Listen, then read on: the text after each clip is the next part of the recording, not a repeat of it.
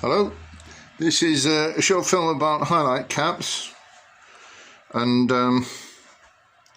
how to adjust them.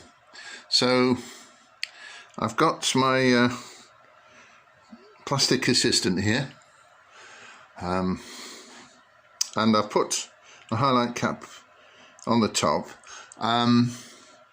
It needs a little bit of stretching because highlight caps normally work better when they've been used a few times, and so I've already put the holes in here, but it's a good idea sometimes also is to put extra holes, which I will do in a little while, in between the triangle of holes here, if you can focus in on it, sort of thing. Yeah, just pierce through. Just be careful with the with some more highlight hook in between, and then especially on the hairline and also the crown, you could possibly do some extra holes here because that's where the cap tends to be at its thickest. But I've also got a suggestion to slightly mould the highlight cap into a slightly more comfortable fitting, and I'm just about to do that now.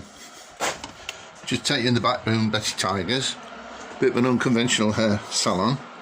Anyway, so we put in our dummy head into the sink, and I'm boiling the kettle. I'll pull the highlight cap as hard as possible. You've not got to grasp it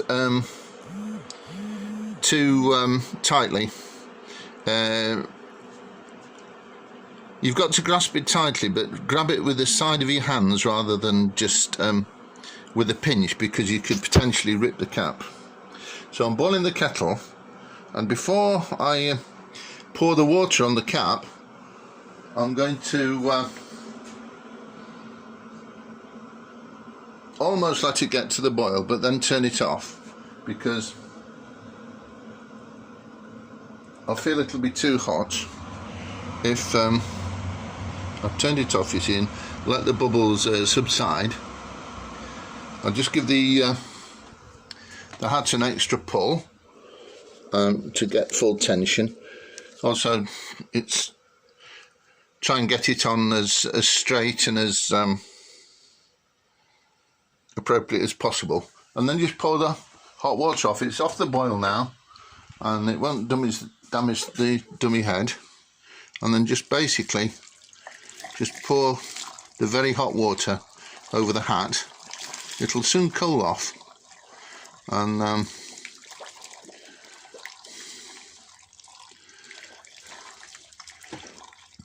the head's fine underneath. She's a good strong girl, this dummy assistant of mine. And then potentially, I think, if we're careful now, we could then run some cold water over the hat. Never do this with a customer, by the way, unless they specifically ask for it. So that should be easy to touch now. I've cooled it down. Feels nice and cool. It'll pull off fairly easily, and then just dry it and put talcum powder inside. And then, as I say, I encourage you to, in between the triangles, to put extra holes in there, especially where you could mark with a pen or something like that, a wash-off pen, where the hairline will be most of the time, and also where the crown is. And then if you put extra holes here and near the hairline, then you can do extra fine highlights, which is one of the reasons why people get put off using highlight caps, because they don't have the flexibility as putting tiny foils in. But it's a very good and effective way of especially doing bleached highlights, because it protects the scalp. The only thing you've got to be careful of is if you're trying to boost the highlights by putting the person under the hairdryer. You've got to be very careful putting bleach under a hairdryer. I know people put a plastic bag over the top to stop it drying off, but nevertheless it can. We've heard of terrible stories about bleach leaking through onto people's heads and doing them permanent burns on the scalp. So that's the one thing that you have to be very careful with highlight caps. Anyway, but do let us know what you think, and if you want any further suggestions or questions, then I'll try and answer you. Thanks for watching then. Bye.